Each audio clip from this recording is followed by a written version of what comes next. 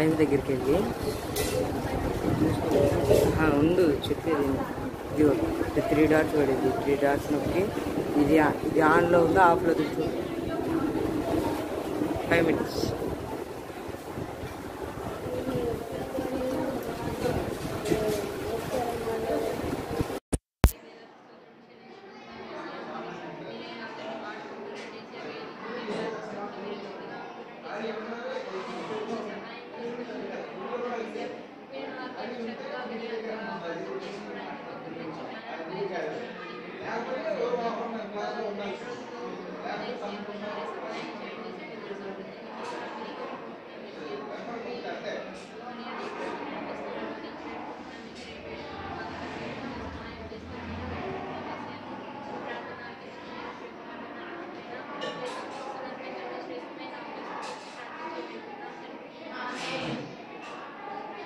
మహాగణుడ, మహోన్నతుడ, పరిశుద్ధమైన దేవా, నీ పాదములకు వందనములు, స్తోత్రములు చెల్లించుకుంటున్నాను తండ్రి.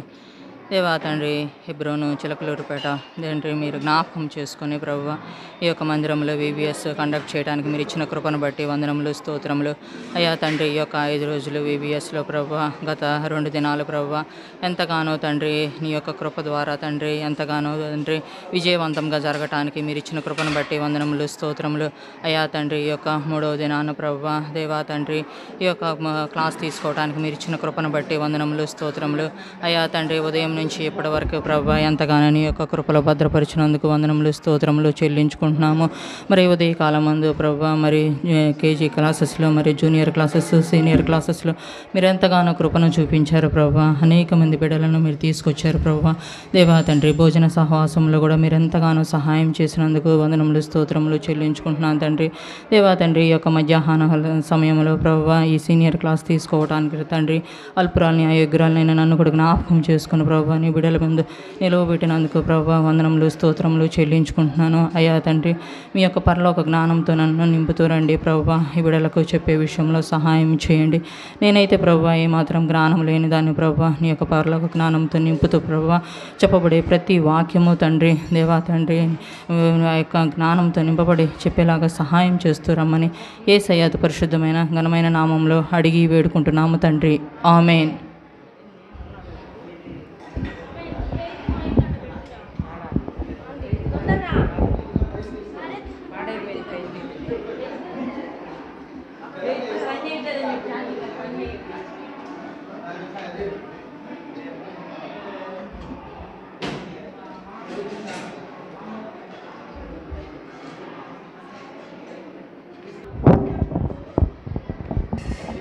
ఎట్లా కనిపించింది మీకు? సంతోషంగా ఉందా లేదా? ఎవరు చెప్పట్లా? ఈ VBS మీకు సంతోషకరంగా ఉందా లేదా? ఓన్లీ 2 మెంబర్సే ఆన్సర్ చేస్తున్నారు. క్వశ్చన్ వినపడుతుందా? VBS సంతోషకరంగా ఉందా లేదా? లేదా బాధగా ఉందా? సంతోషంగా ఉంది. ఎందుకు సంతోషంగా ఉంది మీకు చెప్పండి. VBSలో సంతోషం ఎందుకు ఉండిద్ది? అసలు VBS అంటే ఏంటి? What is the meaning of the VBS? Vacational bible course. School కోర్సా స్కూలా? స్కూల్. Very good. సరే, వెకేషనల్ బైబుల్ స్కూల్కి వచ్చినప్పుడు మీరు సంతోషంగా ఉన్నారా లేదా? సంతోషంగా ఉన్నారా లేదా? ఎన్నిసార్లు అడిగినా కానీ ఏం చెప్పట్లేదు ఆన్సర్. ఉన్నారు. ఎందుకని ఉన్నారు? మనం ఎక్కడున్నాము? దేవుని మందిరంలో ఉన్నాము, దేవుని సన్నిధిలో ఉన్నాము, దేవుని వాక్యము వింటున్నాము. దేవుని వాక్యం ద్వారా మనకు సంతోషం అనేది వచ్చిద్ది. అంతేనా? ఈ లోకంలో మనకు ఎక్కడా కూడా సంతోషం అనేది ఉండదు. ఒక దేవుని మందిరంలోనే సంతోషం అనేది ఉండిద్ది. ఓకేనా? సరే, మన వాక్య భాగం వచ్చేసి క్రీస్తు యేసునకు కలిగిన ఈ మనస్సును మీరును కలిగి ఉండుడి. ఫిలిప్పీలకు రాసిన పత్రిక 2వ అధ్యాయము 5వ వచనం. ఎవరైనా చదవండి. ఫిలిప్పీలకు రాసిన పత్రిక 2వ అధ్యాయము 5వ వచనం. క్రీస్తు యేసునకు కలిగిన ఈ మనస్సు మీరును కలిగి ఉండుడి. క్రీస్తు యేసునకు కలిగిన మనస్సును మీరు కూడా కలిగి ఉండండి. ఇక్కడ ఈ వచనంలో మనం అబ్జర్వ్ చేస్తే క్రీస్తు యేసుకు కలిగిన మనస్సు ఏంటి? ఫస్ట్ ఆఫ్ ఆల్ యేసు క్రీస్తుకు కలిగిన మనస్సు ఏంటి? దేవుని మనస్సు అనేది ఎంతో దీన మనస్సు, దీన హృదయం. ఈ లోకంలోకి వచ్చినప్పుడు తను తాను రిక్తుడిగా చేసుకున్నాడా, గొప్పవాడిగా చేసుకున్నాడా? యాక్చువల్లీ దేవుడు ఎలా ఉండాలి అసలు? ఈ భూలోకంలో కానీ పరలోకంలో కానీ ఏదైనా కానీ దేవుని మించింది ఏమైనా ఉందా? ఏమీ లేదు. దేవుడు చాలా గొప్పవాడు. నిన్న నేడు నిరంతరము మారని దేవుడు, మార్పు చెందని దేవుడు. తన ఒక్క నోటి మాటతోనే ఈ సృష్టి అంతటినీ సృష్టించిన దేవుడు. అలాంటి దేవుడు ఎలా ఉండాలి? చాలా గొప్పగా ఉండాలి. నేనే గొప్ప అని అనుకోవాలి. కానీ దేవుడు అలా అనుకున్నాడా? అలా అనుకోలేదు. ఇక్కడ మనం అబ్జర్వ్ చేస్తే ఎవరు గొప్ప, ఎవరు గొప్ప? చాలా చోట్ల మనం చాలామంది మనుషులను చూస్తూ ఉంటాము. ఎక్కడైనా కాలేజీలో కానీ, లేకపోతే బయట కానీ, లేకపోతే హాస్పిటల్స్లో కానీ, ఏదైనా కానీ ఆయా ప్రొఫెషనల్స్ని బట్టి చాలామంది గర్వించేవారుగా ఉంటారు. ఇప్పుడు కొంతమంది కేటగిరీస్ని బట్టి కూడా గర్వించేవారిగా ఉంటారనమాట. నీ జాబ్ కంటే నా జాబే ఎక్కువ, నీ క్వాలిఫికేషన్ కంటే నా క్వాలిఫికేషనే ఎక్కువ, నీకంటే నేనే ఎక్కువ, లేకపోతే మనకున్న వాటిని బట్టి కూడా మనం గర్వించే వారంగా ఉంటాము. అర్థమవుతుందా? దేన్ని బట్టి గర్విస్తాం మనం? మనకున్న దాన్ని బట్టి గర్విస్తాం. వినాలి అందరూ. దేన్ని బట్టి గర్విస్తామంటే మనకున్న దాన్ని బట్టి. ఎవరైనా అందంగా ఉంటే అందాన్ని బట్టి గర్విస్తూ ఉంటారు, డబ్బు ఉంటే డబ్బును బట్టి గర్విస్తూ ఉంటారు. అర్థమవుతుందా? ఉద్యోగాన్ని బట్టి గర్వించే వాళ్ళు ఉంటారు. ఇట్లా రకరకాల. ఆ గర్వం అనేది ఎప్పుడు వచ్చిద్ది అంటే హృదయంలోకి దేవుని వాక్యం లేనప్పుడే వచ్చిద్ది. అంతే కదా? చాలామంది దేవుని సేవకులను చూస్తే పెద్ద పెద్ద ఉద్యోగాలు కూడా వదిలిపెట్టుకొని దేవుని సేవకు వచ్చిన వాళ్ళు ఉన్నారు. అర్థమవుతుందా? ఒక ఉద్యోగాన్ని వదిలిపెట్టుకొని రావాలంటే చాలా కష్టం. అట్లాంటిది వదిలిపెట్టుకొని దేవుని సేవ చేయటానికి వస్తున్నారు. అప్పుడు ఎలా వస్తున్నారు? వాళ్ళు గొప్పవాళ్ళుగా వస్తున్నారా? నేను ఒక ఐఏఎస్ ఆఫీసర్ని, నేను ఇక్కడ వస్తున్నాను అని అనుకుంటున్నారా? లేకపోతే నేను ఒక డాక్టర్ని ఇలా వస్తున్నాను అనుకుంటున్నారా? అలా అనుకోవట్లేదు. దేవుని సేవ చేయాలి అని చెప్పి వాళ్ళని వాళ్ళు తగ్గించుకున్న వారిగా ఉన్నారనమాట. ఇప్పుడు ఎవరు గొప్ప అంటే మనం ఆ బైబిల్లో కూడా చాలామందిని అబ్జర్వ్ చేస్తే రాజులు ఉన్నారు చాలామంది. అర్థమవుతుందా? ఆ రాజులు వాళ్ళ యొక్క జయించిన యుద్ధాలను బట్టి గర్వించేవారిగా ఉన్నారు చాలామంది. ఇప్పుడు అలెగ్జాండర్ని తీసుకుంటే తను ప్రపంచాన్నంతా జయించాడు. అర్థమవుతుందా? చాలామందిని ఓడించిన వాడిగా ఉన్నాడు, చాలా గర్విష్టిగా ఉన్నాడు అనమాట. అట్లానే మన ఇక్కడ చెప్పబడిన ఎగ్జాంపుల్ ఏంటంటే ఇప్పుడు మన హ్యూమన్ బాడీ, అర్థమైందా? మన శరీరం కూడా తీసుకుంటే శరీరంలో మనకి డిఫరెంట్ పార్ట్స్, ఇప్పుడు ఐస్ కానీ, నోస్ కానీ, ఇయర్స్ కానీ, టంగ్ కానీ, హ్యాండ్స్, లెగ్స్, ఇలాగ డిఫరెంట్ పార్ట్స్ అనమాట. ఇవన్నీ కూడా ఒకదానికొకటి మాట్లాడుకుంటున్నాయి. ఏమని? కళ్ళు.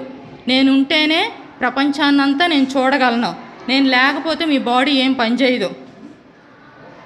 కళ్ళు లేని వాళ్ళు బతకట్లేదా ఈ లోకంలో? చెప్పండి. అంటే ఇవన్నీ కూడా ఒకదానితో ఒకటి మాట్లాడుకుంటున్నాయి అన్నమాట. కళ్ళు, చెవులు, ముక్కు, నోరు ఇవన్నీ కూడా మాట్లాడుకుంటున్నాయి. నీకంటే నేను గొప్ప, నీకంటే నేను గొప్ప. కళ్ళు చెప్తున్నాయి అనమాట. నేనుంటేనే మీరు ప్రపంచాన్ని చూస్తారు. అంతే కదా? మనం కళ్ళతోనే ప్రపంచాన్ని చూస్తాము. కళ్ళు లేని వాళ్ళు కూడా బతుకుతున్నారు. అట్లనే చెవులు, నేను అన్నీ కూడా వింటాను. ముక్కు, నేను వాసన చూస్తాను, గుడ్ ఆర్ బ్యాడ్. అట్లానే చేతులు, నేను కష్టపడి పని చేస్తాను. నడక, అలానే ఇంటర్నల్ ఆర్గాన్స్, బయటికి కనిపించే ఆర్గాన్సే కాకుండా ఇంటర్నల్ ఆర్గాన్స్ కూడా ఉంటాయి. ఇప్పుడు హార్ట్ కానీ, లివర్ కానీ, కిడ్నీస్ కానీ ఇవన్నీ ఉన్నాయి. ఇవన్నీ నేను గొప్ప, నేను గొప్ప, నేను గొప్ప అని చెప్పి ఒకదాని మీద ఒకటి అలిగి ఏం పని చేయకుండా ఉన్నాయి అనుకో. నేను రోజు చూస్తున్నాను, ఈరోజు నేను చూడను, ఈరోజు నేను అలిగాను అని చెప్పి కళ్ళు మూసుకున్నాయి అనుకో. అట్లానే నేను ప్రతిరోజు పని చేస్తున్నాను, ఈరోజు పని చేయను.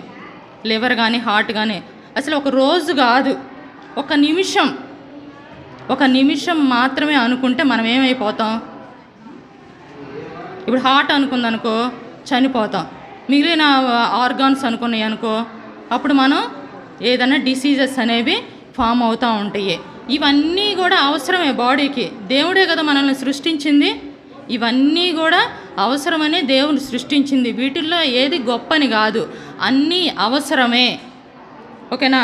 అన్నీ అవసరమే అని చెప్పి ఇక్కడ ఎవరో గొప్పవారు కాదు అని చెప్పి మనకి ఇక్కడ ఎవరు గొప్ప అనే దాని మీద కొన్ని ఎగ్జాంపుల్స్ ఇచ్చారనమాట. ఇది ఒక ఎగ్జాంపుల్. సెకండ్ వన్ వచ్చేసి పేతురు, యాకోబు, యోహోను. పొద్దున అన్న వాక్యం చెప్పారు. పేతురు, యోహోను, అట్లనే యాకోబు, వీళ్ళు ఎక్కడికి వెళ్ళారు? రూపాంతరం కొండ మీదకి వెళ్ళారనమాట. వెళితే అక్కడ ఏంటంటే వాళ్ళు పర్ణశాలలు ఏర్పరచుకుందాం, అంటే దేవుడు ఎలా మహిమ కలిగి ఉన్నాడో మనం కూడా అలా మహిమ కలిగి ఉన్నామని చెప్పి అనుకున్నారనమాట. అట్లా మహిమ అనేది ఎవరికి సొత్తు? దేవునికే సొత్తు. అర్థమైందా? పరలోక రాజ్యంలో ఉన్న దేవునికే సొత్తు మహిమ అన్నది. ఇక్కడ కపెర్నహూములో అక్కడ ఏంటంటే దేవుడు ప్రార్థిస్తున్నాడు. ఎందుకు ప్రార్థిస్తున్నాడు?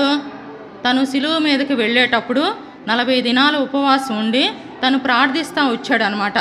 ఎందుకు ఉపవాసం ఉండి ప్రార్థిస్తున్నాడు చెప్పండి?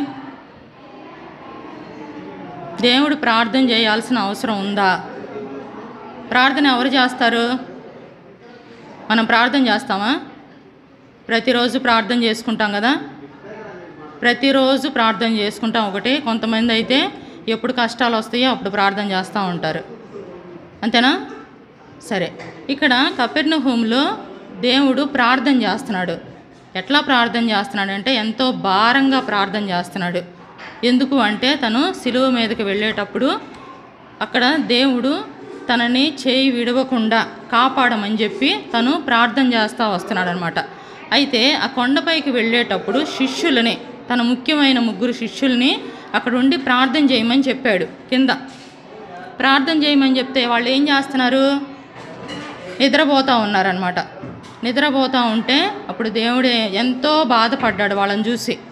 ఎప్పుడైనా కానీ దేవుడు ఎప్పుడు సంతోషంగా ఉంటాడు? దేవుడు ఎప్పుడు సంతోషంగా ఉంటాడు? ఎప్పుడు దుఃఖపడతాడు?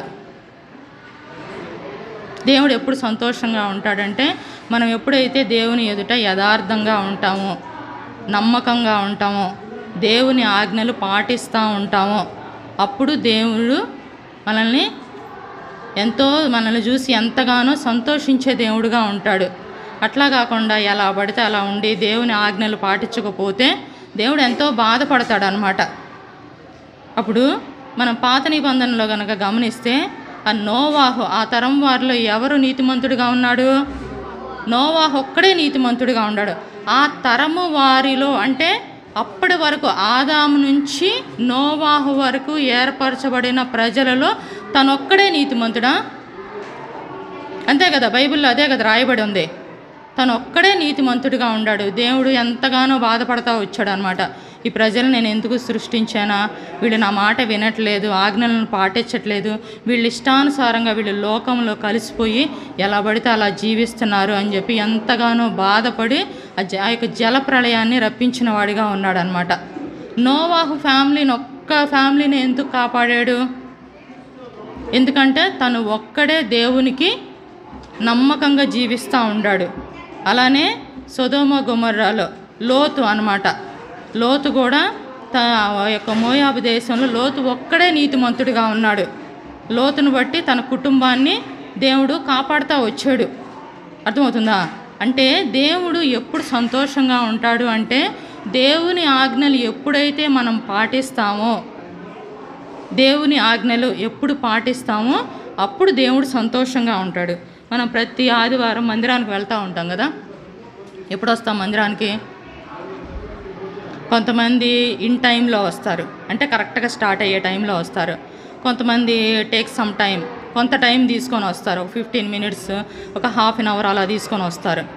కొంతమంది స్టార్ట్ అయ్యే ముందే వస్తారు, 15 మినిట్స్ లేదా హాఫ్ అన్ అవర్ ముందే వస్తారు. అందరికంటే ముందు వచ్చేది ఎవరు? మందిరానికి దేవుడు వస్తాడు. దేవుడు వచ్చి ఎవరు వస్తారా, నా ప్రజలు ఎవరు వస్తారా, ఈరోజు ఫస్ట్ ఎవరు వస్తారా అని చెప్పి దేవుడు గమనిస్తూ ఉంటాడనమాట. అప్పుడు ఫస్ట్ వచ్చిన వాళ్ళ మీద దేవుని దృష్టి ఉండిద్దా, లేకపోతే పాటలన్నీ అయిపోయిన తర్వాత, ఆరాధన అంతా అయిపోయిన తర్వాత అప్పుడు వచ్చే వాళ్ళ మీద దేవుని దృష్టి ఉండిద్దా? ఫస్ట్ వచ్చిన వాళ్ళు, ఈరోజు ఫస్ట్ ఎవరు వచ్చారు, ఈ బిడ్డ వచ్చింది అని చెప్పి దేవుడు ఎంతగానో సంతోషించేవాడిగా ఉన్నాడు. తర్వాత అని చెప్పి తర్వాత వచ్చేవాళ్ళని దేవుడు అది లెక్క ఉండదన్నమాట. మనకు తెలుసు కదా స్టోరీ, బుద్ధిగల కన్యకలు, బుద్ధి లేని కన్యకలు. వాళ్ళు ఏం చేశారు, ముందుగానే దివిటీల్లో ఆ యొక్క ఆయిల్ని నింపుకొని సిద్ధపడుతూ వచ్చారు. మనం కూడా సిద్ధపాటు కలిగి ఉండాలి, అప్పుడు దేవుడు సంతోషించేవాడిగా ఉంటాడు. ఎవరైతే సిద్ధపాటు కలిగిన జీవితం ఉండిద్దో అప్పుడే దేవుడు సంతోషించేవాడిగా ఉంటాడు. మనకి సిద్ధపాటు లేకపోతే మన యొక్క జీవితము ఎలా పడితే అలా ఉంటే దేవుడు సంతోషించేవాడిగా ఉండడు. మన జీవితాన్ని చూసి సంతోషించేవాడిగా ఉండడు. బైబిల్లో ఎక్కువ సంవత్సరాలు బతికింది మెతూషెలా ఉన్నాడు. 969 ఇయర్స్, 969 సంవత్సరాలు. కానీ దాని జీవితం వల్ల ఎలాంటి ఉపయోగం లేదు. అర్థమవుతుందా? ఎలాంటి ఉపయోగం లేదు. దేవునిలో మనం ఎట్లా జీవిస్తున్నాం అనేదే ఇంపార్టెంట్.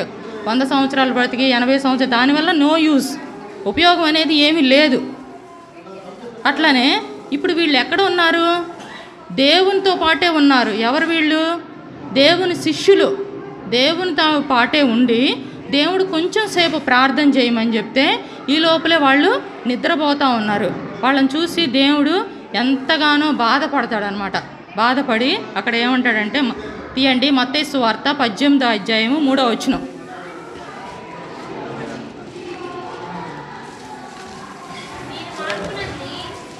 ఒక నిమిషం అమ్మ. మీరు మార్పు నొంది బిడల వంటి వారైతేనే కానీ పరలోక రాజ్యంలో ప్రవేశింపరని మీతో నిశ్చయముగా చెప్పుచున్నాను. ఎలాంటి వారుగా ఉండాలంట? ఎలాంటి వారుగా ఉండాలి? మార్పు నొంది బిడల వంటి వారుగా. బిడలు అంటే చిన్న బిడ్డలు. బైబిల్లో మనం చాలాసార్లు చాలా వర్సెస్ గమనిస్తే చిన్న బిడ్డల వలె ఉండండి, చిన్న బిడ్డల వలె ఉండండి, పిల్లలను నా ఎద్దుకు రానియండి. ఇవే దేవుని వాక్యాలు చెప్తూ ఉంటాయి. ఎందుకు చిన్న బిడ్డల్లాగా ఉండాలి చెప్పండి? చిన్న బిడ్డల్లాగా ఎందుకు ఉండాలి? పెద్దవాళ్ళలాగా ఉండొచ్చు కదా మనం. చిన్న బిడ్డల్లాగా ఎందుకు ఉండాలి అంటే, చిన్న బిడ్డల మనస్సు, చిన్న బిడ్డల హృదయం అనేది కల్మషం లేనిది. వాళ్ళ హృదయంలో ఏముండదు. అర్థమైందా? వాళ్ళ హృదయంలో ఏముండదు. ఇప్పుడు నా హృదయంలో కొంత కల్మషం ఉండిద్ది, మీ హృదయంలో కొంత కల్మషం ఉండిద్ది.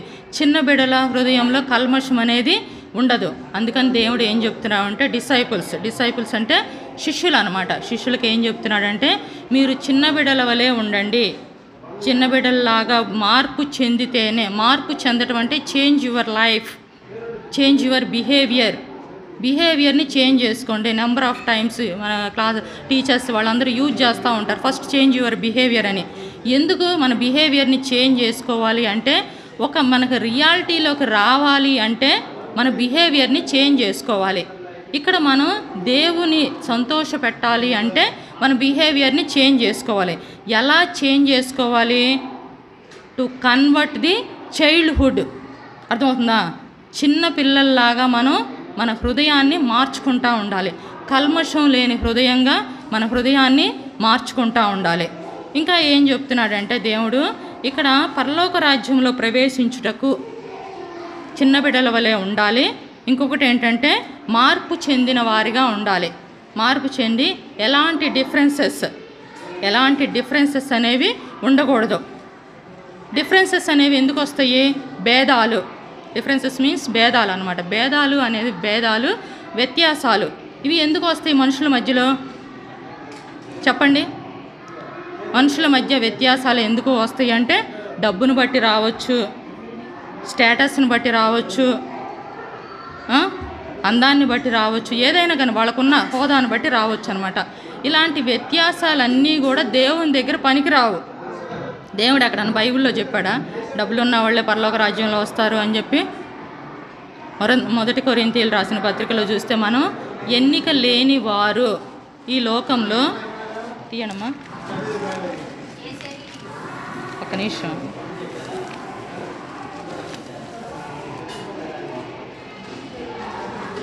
మొదటి కొరింథీ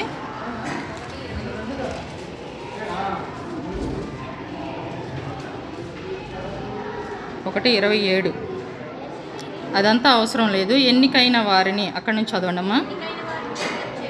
ఎన్నికైన వారిని వ్యర్థం చేయుటకు లోకంలో నీచులైన వారిని, తృణీకరింపబడిన వారిని, ఎన్నిక లేని వారిని దేవుడు ఏర్పరచుకొని ఉన్నాడు. దేవుడు ఎవరిని ఏర్పరచుకున్నాడు? జాబ్ను బట్టి ఏర్పరచుకున్నాడా? స్టేటస్ని బట్టి ఏర్పరచుకున్నాడా? డబ్బును బట్టి ఏర్పరచుకున్నా? ఈ లోకంలో ఎన్నిక లేనటువంటి వాళ్ళు మనం ఏమైనా ఎన్నిక వాళ్ళమా? లోకంలో చాలామంది గొప్పవాళ్ళు ఉండారు, గనులు ఉండారు, చాలామంది మంచి వాళ్ళు కూడా ఉండారు. థర్డ్ది అర్థమవుతుందా మీకు? గనులు గొప్పవారు ఆ రెండు పక్కన పెడితే మంచి వాళ్ళు కూడా చాలామంది ఉన్నారు. వాళ్ళతో పోల్చుకుంటే, వాళ్ళ మంచితో పోల్చుకుంటే మన మంచి దేనికి పనికిరాదు. మంచివాళ్ళు అంటే చాలామంది ట్రస్టెస్ కానీ లేకపోతే ఫుడ్ డొనేట్ చేస్తూ ఉంటారు. ఇవి చాలా రకాలుగా మంచి మంచి పనులు చేసేవాళ్ళు ఉన్నారు. వాళ్ళకుండా మంచి మనసులో 1% కూడా లేదు. మంచి వాళ్ళు ఉన్నారు. అట్లాంటి వాళ్ళు కూడా కాకుండా ఎన్నిక లేని వారు, ఏమాత్రం కూడా ఎన్నిక లేని వారు ఈ లోకంలో మనం దేనికి పనికిరాం. దేనికి పనికిరానటువంటి మనలను దేవుడు ఎన్నిక చేసుకున్నాడు. అంత గొప్ప వాళ్ళకి, అంత గనులకి, అంత మంచి వాళ్ళకి లేని రక్షణ దేవుడు మనకిచ్చాడు. అంతే కదా. ఇప్పుడు హాలిడేస్ వచ్చినాయి, అందరూ ఏమనుకుంటారు? చక్కగా బయటికి వెళ్ళి ఎంజాయ్ చేద్దాం, లేకపోతే చుట్టాల ఇంటికి వెళ్దాము, ఇట్లా రకరకాల యాక్టివిటీస్ ఉంటాయి. నెంబర్ ఆఫ్ యాక్టివిటీస్ అనమాట ఈరోజు ఎంటర్టైన్మెంట్ పర్పస్కి. కాకపోతే మనం దేవుని సన్నిధికి వచ్చి దేవుని వాక్యం వింటున్నాము అంటే అది మన గొప్పతనం కాదు, దేవుని కృప, కేవలం దేవుని కృప అన్నమాట. ఎన్నిక లేనటువంటి వాళ్ళు, తృణీకరించబడినటువంటి వాళ్ళను దేవుడు ఎన్నిక చేసుకున్నాడు. ఎందుకు? గనులైన వారిని, అక్కడ చదవండి, గనులైన వారిని వ్యర్థము, ఎన్నికైన వారిని వ్యర్థం చేయుటకు, లోకంలో వాళ్ళని సిగ్గుపరచటానికి, బలహీనులైన వారిని దేవుడు ఎన్నుకున్నాడు అన్నమాట. అట్లాగే మనం ఎలా ఉండాలంటే, అంత గొప్ప రక్షణ ఇచ్చాడు దేవుడు. దేవుని సన్నిధిలోకి రావటానికి కూడా అర్హత లేని మనల్ని దేవుడి మందిరంలో కూర్చోబెట్టి దేవుని వాక్యం వినటానికి ఇన్ని సదుపాయాలు ఇచ్చిన దేవునికి మనం ఎలా ఉండాలి అంటే మార్పు చెందిన బిడలంగా ఉండాలి. అర్థమవుతుందా? మార్పు చెందిన బిడలంగా అంటే మన హృదయాలను మార్చుకున్న వారుగా, మన హృదయంలో ఏవైతే ఆ యొక్క 13 రకాల అసూయ కానీ, ద్వేషం కానీ, మత్సరము కానీ, దురాశ కానీ, ఇలాంటివన్నీ హృదయంలో నుంచి వచ్చే 13 రకాలైన వాటిని మనం దూరం చేసుకుంటేనే మనం దేవునికి దగ్గరగా ఉంటాం. అది మార్పు అంటే. ఓకేనా? అట్లాగా మనం దేవునిలో ఎలాంటి భేదము లేకుండా, దేవుని బిడలంగా ఎలాంటి భేదము, నువ్వెక్కువ నేను ఎక్కువ అట్లా కాకుండా ఆల్ ఆర్ ఈక్వల్, మనందరం కూడా ఒకటే. మనందరం ఎవరో దేవుని బిడలం అనమాట. దేవుని బిడలంగా ఉండాలి. ఇంకా ఏంటంటే, ఇక మనం దేవుని బిడలంగా ఉండాలి అంటే ఫస్ట్ మన బిహేవియర్ ఎలా ఉండాలి అంటే దేవునికి దాసులై ఉండాలి. ఎలా ఉండాలి? దేవునికి దాసులై ఉండాలి. మనం ఎవరికైనా చెప్పేటప్పుడు నేను దాసిగా ఉన్నాను అని మనం చెప్పుకుంటామా? అసలు నేను సూపర్ డూపర్ అని చెప్పుకుంటాం ఏదైనా కానీ. అర్థమవుతుందా? దాసి, సర్వెంట్. దేవునికి ఎలా ఉండాలి? దాసులంగా ఉండాలన్నమాట. చూడండి మత్తయి సువార్త 20వ అధ్యాయం, మత్తయి సువార్త 20వ అధ్యాయము 27, 28. ఒక్క నిమిషం. 27, 28 చదవండమ్మా.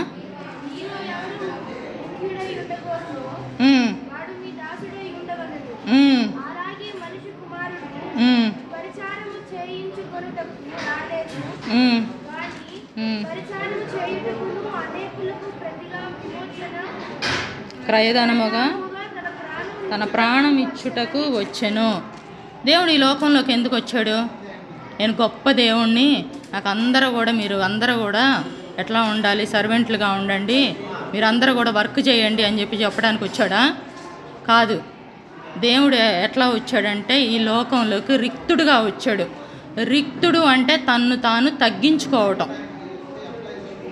అర్థమవుతుందా? రిక్తుడు అంటే తన్ను తాను తగ్గించుకోవడం. ఎక్కడా కూడా ఒకవేళ గొప్పతనం ఉన్నా కానీ ఆ గొప్పతనం అనేది ఎక్కడా కూడా లేకుండా మనల్ని మనం తగ్గించుకోవటానికి దేవుడు ఏం చెప్తున్నాడు అంటే, దేవుని బిడలుగా ఉండటానికి మీరు ఫస్ట్ దేవునికి దాసులై ఉండాలి. అర్థమవుతుందా? దాసులై ఉండాలి. దేవుడు ప్రతి దానికి మనకి మాదిరి చూపిస్తూ వచ్చాడు. ప్రతి పనికి కూడా మీరు మత్తయి సువార్త ఈ 4 సువార్తలు కనుక చదివితే ప్రతి దానికి దేవుడు ఉపమానం చెప్తా వచ్చాడు. ఉపమానం అంటే ఎగ్జాంపుల్ అనమాట. ఉపమానం అంటే ఎగ్జాంపుల్. ఒక ఎగ్జాంపుల్ చెప్తా వచ్చాడు. ఎందుకు ఎగ్జాంపుల్ చెప్తా వచ్చాడు? ప్రతి దానికి కూడా ఎగ్జాంపుల్ ఎందుకు చెప్తా వచ్చాడంటే ప్రతిదీ కూడా ఈజీగా అర్థం అవటానికి. ఎగ్జాంపుల్ ఎందుకు చెప్తాము? ఈజీగా అర్థం అవటానికి అనమాట. దేవుడు ఈ లోకానికి ఎందుకు వచ్చాడంటే పరిచారం చేయించుకోవడానికి కాదు. తను శిష్యుల పాదాలు కడిగిన వాడిగా ఉన్నాడు. మనం ఎవరన్నా కాళ్ళు ముట్టుకుంటామా? అసలు ముట్టుకోవడానికి ఇష్టపడమన్నమాట. అట్లాంటిది దేవుడు శిష్యుల పాదాలు కడిగి తుడిచాడు కూడా. అంటే ప్రతి పనిలో కూడా దేవుడు మాదిరి చూపిస్తూ వచ్చాడు. దేవుడు బోధిస్తూ వచ్చాడు. అలానే తన పని కూడా, తన తండ్రి యొక్క పని, వడ్రంగి పని కూడా చేస్తూ వచ్చాడు అనమాట. ఇక్కడ దేవుడు ఏం చెప్తున్నాడంటే, మీలో ఎవరైతే దేవుని బిడ్డలుగా ముఖ్యుడై ఉండాలో, నేనే అందరికంటే ఇంపార్టెంట్ పర్సన్నే, నేనే ఇక్కడ అని చెప్పి అనుకుంటే వాళ్ళు ఎట్లా ఉండాలి అంటే దాసుడై ఉండాలి. దాసుడై ఉండాలి. ఒక సర్వెంట్ లాగా ఉండాలి. సర్వెంట్ అనేది ఎందుకు వచ్చింది అంటే మనల్ని మనం తగ్గించుకున్నప్పుడు వచ్చింది. అర్థమవుతుందా? సర్వెంట్ లక్షణాలు ఏంటి? ఇప్పుడు సర్వెంట్స్ ఉన్నారు, వచ్చి వాళ్ళు ఎలా పడితే అలా ఉండారనుకోండి, మనం వాళ్ళని ఇచ్చేస్తామా? తీసేస్తాం వెంటనే. సర్వెంట్స్ అనేవాళ్ళు సర్వెంట్స్ లాగే ఉండాలి, వాళ్ళని తగ్గించుకొని ఉండాలన్నమాట. సో ఇక్కడ దేవుడు ఏం చెప్తున్నాడంటే దాసులై ఉండాలి. గర్వం అనేది అసలు ఉండకూడదు. గర్విష్ఠులు దేవునికి అసహ్యులు. గర్వం అంటే దేవునికి చాలా అసహ్యం. గర్వం అనేది ఎవరి యొక్క మనస్తత్వం అంటే సాతాను యొక్క మనస్తత్వం. మీరు సామెతల గ్రంథంలో చూస్తే గర్వం గురించి ఎక్కువగా ఉండిద్ది. ఆ గర్వం అనేది అసలు గర్వం అనేది కూడా ఒక ఒక చెడు లక్షణం అన్నమాట. చెడు లక్షణాల్లో గర్వం అనేది కూడా మెయిన్ ఇంపార్టెంట్. సో ఇక్కడ దేవునికి గర్వం అనేది, దేవునికి దాసులై ఉండాలి అంటే గర్వం తీసేసుకొని విధేయత, హంబుల్నెస్, హంబుల్డ్ పీపుల్ కొంతమంది యూజ్ చేస్తూ ఉంటారు, వాళ్ళు చాలా హంబుల్గా ఉంటారు అని చెప్పి. హంబుల్ అంటే తగ్గించుకోవటం, దీన మనస్సు కలిగి ఉండటం అన్నమాట. ఈ దీన మనస్సు కలిగి ఉండి మనం దేన్ని బట్టి అతిశయించాలి అంటే ఒక దేవుణ్ణి బట్టే తప్పితే మిగిలిన దేనిలో కూడా మనం దేన్ని బట్టి అతిశయించకూడదు. పౌలు దేన్ని బట్టి అతిశయించాడు? సిలువను బట్టి అతిశయించాడు.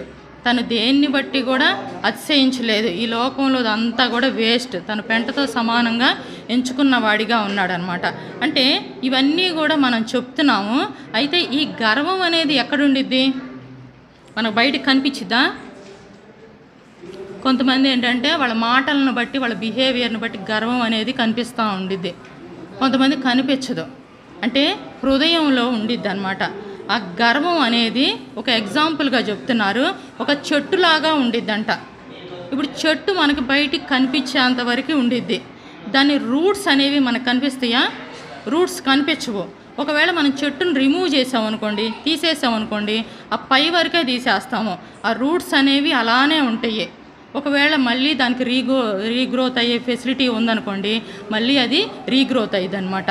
మళ్ళీ ఆ వాటర్ కంటెంట్ అవన్నీ కూడా ఉంటే, వాటర్ అనగానే వాటర్ వచ్చింది, వాటర్ కంటెంట్ అవన్నీ ఉంటే మళ్ళీ అది డెవలప్ అవుతూ ఉండిద్ది. అర్థమవుతుందా? అంటే గర్వం అనేది హృదయంలో నుంచి వేర్ల ద్వారా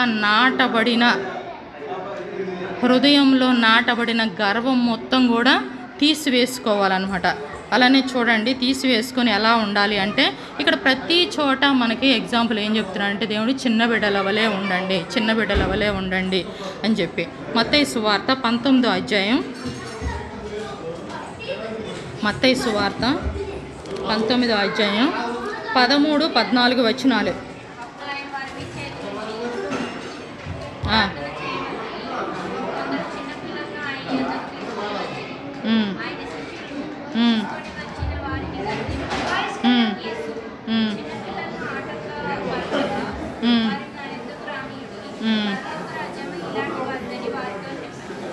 సరే, ఇక్కడ మనం అబ్జర్వ్ చేస్తే ఆయన శిష్యులు తీసుకొని వచ్చిన వారిని గద్దింపగా, అక్కడికి ఎవరు వచ్చారు? దేవుడు బోధ చేస్తున్నాడు. బోధ చేస్తుంటే అక్కడికి ఎవరు వచ్చారు అంటే చిన్న బిడ్డలు వచ్చారు. చిన్న బిడ్డలు వచ్చారనమాట. ఆ చిన్న బిడ్డలు వచ్చినప్పుడు వాళ్ళు ఏం చేశారంటే శిష్యులు ఆటంకపరిచారు. అక్కడికి వెళ్ళొద్దు అని వాళ్ళని అక్కడితోనే ఆపేశారనమాట. ఆపేస్తే అప్పుడు వాళ్ళు ఏం చేశారు? దేవుడు చూసి వాళ్ళని గద్దించాడు అనమాట. ఎందుకు వాళ్ళని ఆటంకపరుస్తున్నారు? మీరు నా యొద్దకు రానియండి, చిన్న బిడ్డలను నా యొద్దకు రానియండి, పరలోక రాజ్యము ఇలాంటి వారిదే. చిన్న బిడ్డలది, ఇంకొకటి చిన్న బిడ్డల వంటి మనస్తత్వం కలిగిన ప్రజలది కూడా. అర్థమవుతుందా? పరలోక రాజ్యం అనేది చిన్న బిడ్డలది, చిన్న బిడ్డల వంటి మనస్తత్వం అంటే కల్మషం లేని మనస్తత్వం ఉన్న వాళ్లకు మాత్రమే పరలోక రాజ్యం అనమాట. అది ఇక్కడ చెప్తుంది మత్తయి సువార్త 19వ అధ్యాయము 13, 14 వచనాలన్నమాట. అట్లానే ఇంకొక ఎగ్జాంపుల్ కూడా చెప్తున్నారు. దరిద్రులైన వారిని ఈ లోకంలో అంటే ఒక్కొక్క దానికి ఒక్కొక్క డిఫరెన్స్ చూపిస్తూ ఉన్నారు. ఫస్ట్ మనకి ఏం చెప్పారు? చిన్న బిడ్డల వల్లే మార్పు చెంది ఉండాలి, ఎలాంటి వ్యత్యాసం అనేది ఉండకూడదు, ఎలాంటి డిఫరెన్సెస్ అనేది ఉండకూడదు. రెండోది ఏం చెప్తున్నారు? దాసులై ఉండాలి. దాసులై ఉండాలి అంటే మిమ్మల్ని మీరు తగ్గించుకొని ఉండాలి, దాసుని స్వభావం కలిగి ఉండాలి. మూడోది ఏం చెప్తున్నారు అంటే ధనవంతులు దరిద్రులు. మనకు తెలుసు కదా ధనవంతుడు స్టోరీ, లాజరు స్టోరీ తెలుసు కదా. సో అక్కడ ధనవంతుడు పరలోక రాజ్యం వెళ్ళాడా లేకపోతే దరిద్రుడు పరలోక రాజ్యంలో ఉన్నాడా? మరి ఎందుకు ధనవంతుని తీసుకెళ్ళొచ్చు కదా దేవుడు? ధనవంతుడు దరిద్రుడు అనమాట. ఇక్కడ దరిద్రుడుగా ఉన్న లాజరు తను ఎట్లాగా దేవుని పట్ల ఎట్లా ఉన్నాడు? విశ్వాసము కలిగి ఉన్నాడనమాట. ఈ ధనవంతుడు విశ్వాసం కలిగి ఉన్నాడా? తన ధనాన్ని బట్టి వినాలి, తన ధనాన్ని బట్టి గర్వించేవాడిగా ఉన్నాడనమాట. నా ప్రాణమా తినుము తాగుము సుఖించుము, తన ప్రాణంతో చెప్తున్నాడు నువ్వు హ్యాపీగా ఉండు, నేను ఇవన్నీ కూడా సంపాదించాను, నువ్వు చక్కగా తిను తాగు సుఖంగా ఉండు అని చెప్పి మనం తిని తాగి సుఖంగా బాగా సంతోషంగా ఉంటాము. అర్థమవుతుందా? సంతోషంగా ఉంటాము. దానివల్ల ఉపయోగం ఏమి లేదు. ఈ దరిద్రుడుగా ఉన్న అతను ఏం చేశాడంటే దేవుని యందు నమ్మిక ఉంచాడు అనమాట. యథార్థమైన హృదయం కలిగి ఉన్నాడు తను. ఈ ధనవంతుడు ధనాన్ని బట్టి గర్వించేవాడిగా ఉన్నాడు.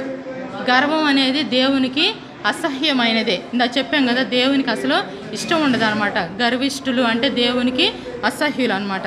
ఈ విశ్వాసమందు భాగ్యవంతులుగాను లేకపోతే దరిద్రులుగాను ఉన్న వాళ్ళని దేవుడు దరిద్రులుగా ఉన్న వారిని మాత్రమే ఎన్నిక చేసుకుంటాడు. ఇక్కడ మత్తయి సువార్త 25వ అధ్యాయం 40వ వచనం చూడండి.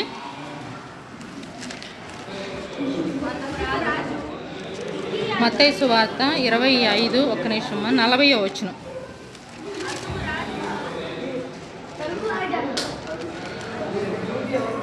చదవండి.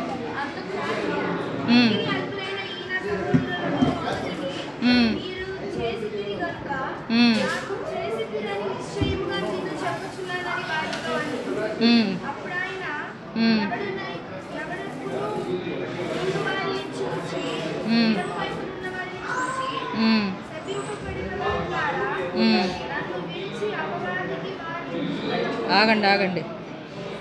ఇక్కడ మనం 31వ వచనం నుంచి చూస్తే ఇక్కడ తండ్రి చేత ఆశీర్వదింపబడిన వారలారా రండి, లోకం పుట్టినది మొదలుకొని మీ కొరకు సిద్ధపరిచిన రాజ్యమును స్వతంత్రించుకొనుడి. నేను ఆకలి గొంటిని, మీరు నాకు భోజనం పెట్టిదిరి, దప్పిగొంటిని, నాకు దాహం ఇచ్చితిరి, పరదేశినయుంటిని, నన్ను చేర్చుకొంటిరి. ఒకసారి చూడండి ఆ వచనం.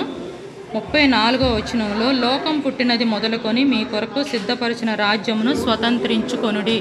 లోకం పుట్టినది మొదలుకొని, లోకం ఎప్పుడైతే పుట్టిందో అప్పుడు దేవుడు పరలోక రాజ్యాన్ని మన కొరకు సిద్ధం చేసి ఉన్నాడు, సిద్ధపరిచి ఉన్నాడు. ఎవరి కోసం? మన కోసం. మనం దేవునితో పాటు పరలోక రాజ్యంలో ఉండాలి అని చెప్పి ఇప్పుడు కాదు, ఎప్పుడో. Hour God is ever lasting God. మన దేవుడు నిత్యము ఉండే దేవుడు. ఎవర్ లాస్టింగ్ అనమాట. అగపే ప్రేమ అంటారు. అగపే ప్రేమ అంటే అది వర్ణించలేము దేవుని ప్రేమను. దేవుడు ఏం చెప్తున్నాడు అంటే, లోకం పుట్టినది మొదలుకొని అప్పుడే నేను మీకోసం ఒక రాజ్యాన్ని ఏర్పరిచాను, మీరు అక్కడికి రావాలి అని చెప్పి దేవుడు ఏం చెప్తున్నాడంటే, నేను ఆకలికి ఉన్నప్పుడు మీరు ఆహారం ఇచ్చితిరి, దాహంగా ఉన్నప్పుడు దాహం ఇచ్చారు, నాకు షెల్టర్ లేనప్పుడు పరదేశినిగా ఉన్నప్పుడు నాకు షెల్టర్ ఇచ్చారు, ఇవన్నీ చెప్తున్నాడు. మనం దేవునికి ఎప్పుడు ఇచ్చాము ఇవన్నీ? దేవునికి ఆహారం ఎప్పుడు పెట్టాము, దేవునికి వాటర్ ఎప్పుడు ఇచ్చాము, షెల్టర్ ఎప్పుడు ఇచ్చాము, ఇవన్నీ ఎప్పుడు ఇచ్చాము అంటే ఇక్కడ కాన్సెప్ట్ ఏంటంటే, దేవుని బిడ్డలకు లేకపోతే ఎవరైతే దీన దశలో ఉన్నారో, ఎవరైతే దరిద్రమైన దశలో ఉన్నారో, ఆహారం లేని స్థితిలో ఉన్నారో, దాహము లేని స్థితిలో ఉన్నారో, షెల్టర్ లేని స్థితిలో ఉన్నారో, వారికి చేస్తే దేవునికి చేసినట్టు అనమాట. అట్లా ఇచ్చారు అని చెప్పి దేవుడు చెప్తున్నాడు. నన్ను మీరు చేర్చుకున్నారు అని చెప్పి దేవుడు చెప్తున్నాడు అనమాట. అక్కడ మిక్కిలి అల్పులైన వారిని అంటే ఇప్పుడు అవన్నీ కూడా ఇస్తున్నాము అంటే వాళ్ళు గొప్పవాళ్ళనా లేకపోతే అల్పులనే అర్థం? అవన్నీ కూడా ఎవరికి ఇస్తాం మనం? ఏమీ లేని వాళ్ళకి ఇస్తాము. ఒక ఆహారం పెట్టే ధనవంతులకి ఏం ఆహారం పెట్టాం, ధనవంతులకి ఏం వాటర్ ఏమి ఇవ్వం. అంటే ఏమీ లేని వాళ్ళకి, ఈ లోకంలో అల్పులైన వాళ్ళకి మనం సహాయం చేస్తున్నాం కాబట్టి అది గొప్పదైన సహాయము అని చెప్పి దేవుడు చెప్తున్నాడు అనమాట. ఇంకా ప్రభు ఏం చెప్తున్నాడంటే, పరిచర్యలో, దేవుని పరిచర్యలో కూడా మీరు ఎంతో యాక్టివ్గా ఉండాలి. చిన్న బిడ్డల వలె ఇప్పుడు ఏదైనా పని చేస్తే వెంటనే చిన్నపిల్లలు బాగా యాక్టివ్గా చేస్తూ ఉంటారు పెద్దవాళ్ళకంటే, పెద్దవాళ్ళకంటే కూడా చిన్న బిడ్డలు అనేవాళ్ళు ఎక్కువ చేస్తూ ఉంటారు అనమాట. ఇక్కడ చూడండి, యెషయా గ్రంథం 40వ అధ్యాయం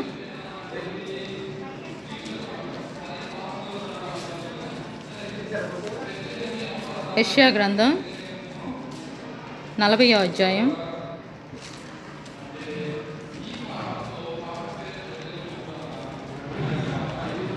11, 12 వచనాలు పెద్దగా చదవాలి. గొర్రెల కాపరి వలె ఆయన తన మందను మేపును, తన బాహువుతో గొర్రె పిల్లలను కూర్చి రొమ్మున ఆనించుకొని మోయును, పాలిచ్చు వాటిని ఆయన మెల్లగా నడిపించును, తన పుడిసిటిలో జలములు కొలిచిన వాడెవడు, జానతో ఆకాశముల కొల చూచిన వాడెవడు, భూమిలోని మన్ను కొలపాత్రతో ఉంచిన వాడెవడు, త్రాసుతో పర్వతములను తూచిన వాడెవడు, తూనీక చేత కొండలను త్రూచిన వాడెవడు. చాలమ్మా. గొర్రెల కాపరి వలె తన మందను మేపును. దేవుడు ఎలా ఉన్నాడు అంటే, గొర్రెల కాపరి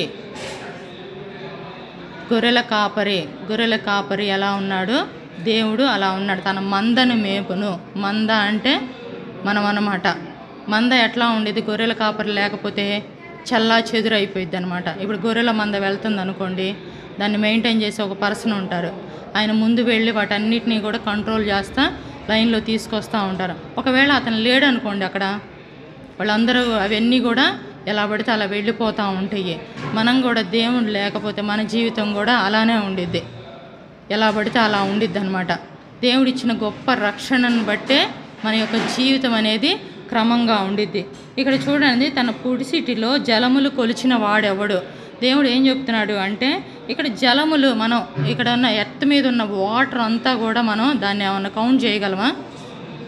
అట్లానే ఆకాశం జాన అంటే తెలుసు కదా, ఆకాశాన్ని ఏమన్నా కొలుస్తామా? పర్వతములు ఏమన్నా దాన్ని వెయిట్ ఎంతో చూడగలుగుతామా? ఇవన్నీ కూడా మనం ఏం చేయలేము. ఇవన్నీ కూడా ఎవరు చేయగలరు? దేవుడు మాత్రమే చేయగలరు. దేవుని సృష్టి ఇదంతా కూడా. చాలామంది సైంటిస్టులు వీటన్నిటి మీద రీసెర్చ్ చేస్తూ ఉంటారు. రీసెర్చ్ చేసే సైంటిస్టులు ఎక్కువ మంది బైబిల్ ఫాలో అవుతూ ఉంటారనమాట. బైబిల్ ఏదైతే వాళ్ళు రాయబడిందో అది చదువుతా ఎట్లాగుంది అని చెప్పి ఎప్పుడు బైబిల్ చదువుతూ ఉంటారు.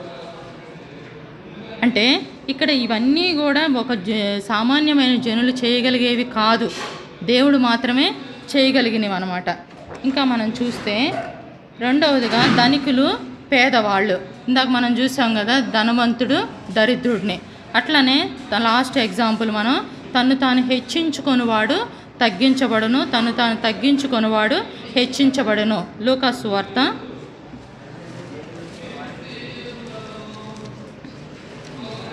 సువార్త 14వ అధ్యాయం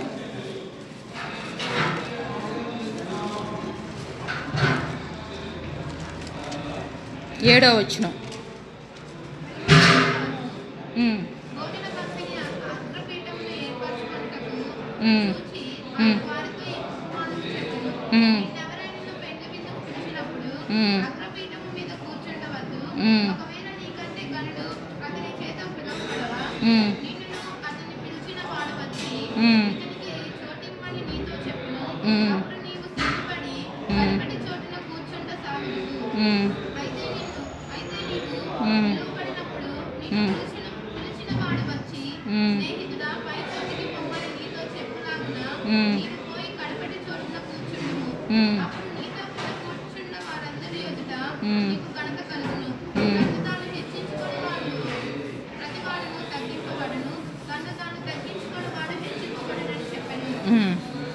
ఈ 11వ వచనం అర్థం అవ్వాలంటే మనం ఇదంతా కూడా చదవాలి. తను తాను హెచ్చించబడినవాడు తగ్గించబడును, తను తాను తగ్గించుకొనివాడు హెచ్చింపబడును.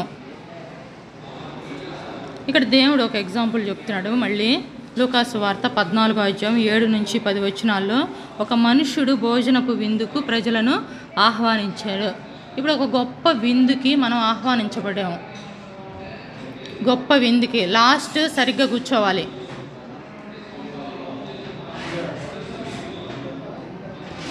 మీరు ఇక్కడ ముచ్చట్లు ఆడుకోవడానికి కాదు వచ్చింది, దేవుని మందిరంలో ఉండరు, అది గుర్తు చేసుకోండి.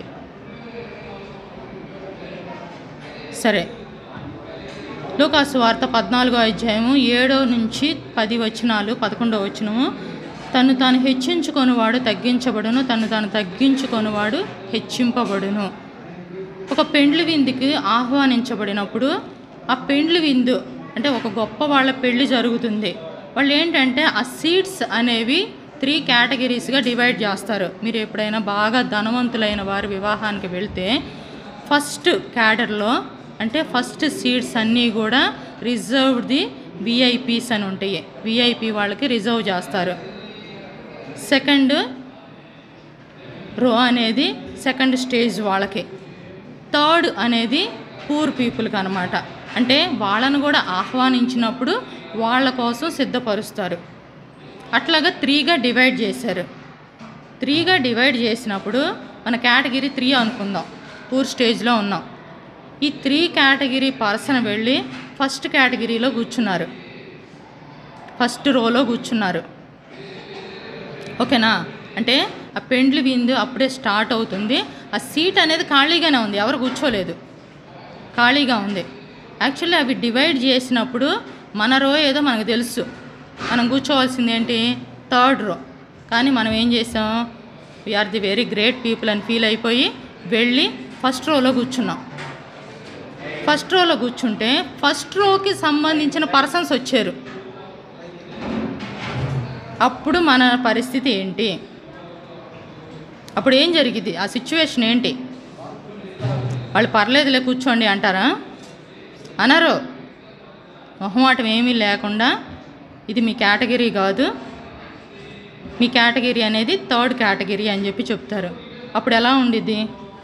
చుట్టుపక్కల అందరూ ఉన్నారు, ఆ రోస్ డివైడ్ చేశారు, కరెక్ట్గా ఏ రోలో కూర్చోవాలో తెలుసు. అయినా కానీ వెళ్ళి అక్కడ కూర్చుంటే తర్వాత అక్కడ ఏం జరిగిద్ది అంటే ఆ మనిషికి అవమానం జరిగిద్ది. అంతే కదా, అవమానం అనేది జరిగిద్ది. లేదు, ఆ 3గా డివైడ్ చేసినప్పుడు మనం ఎక్కడ కూర్చోవాలి అంటే ఫస్ట్ రోలో కూర్చోవాల్సిన పర్సన్స్. మనం ఫస్ట్ రోలో కూర్చోవాల్సిన పర్సన్ కేటగిరీలో ఉన్నాం అనుకుందాం. మనం ఎక్కడ కూర్చున్నాము? థర్డ్ కేటగిరీలో కూర్చున్నాము. అప్పుడు ఆ పెండ్లి విందుకు సంబంధించిన వ్యక్తి వచ్చి మీరు ఇక్కడ కూర్చోవలసిన పర్సన్ కాదు, మీరు ఫస్ట్ రోకి రండి అని పిలిచినప్పుడు, అంటే ఓవరాల్గా మీకు అర్థం అవ్వడానికి ఎంత క్లారిటీగా చెప్తున్నా, ఫస్ట్ రోలో కూర్చోవలసిన పర్సన్ మీరు థర్డ్ రోలో కూర్చున్నారు, మీరు అక్కడికి రండి అని ఆహ్వానించారనుకోండి. అప్పుడు ఏం జరిగిద్ది? అప్పుడు జనుల మధ్య మనకి ఏం జరిగిద్ది? ఘనత అనేది ఉండిద్ది. ఫస్ట్ సిచ్యువేషన్లోనేమో అవమానం అనేది జరిగింది. అట్లా కాకుండా మన పరిస్థితి ఏంటి అని మనం ఎరిగి దాన్ని బట్టి మనం ఫాలో అయితే మన జీవితాలకు ఏమొచ్చిద్ది? ఘనత అనేది వచ్చిద్ది.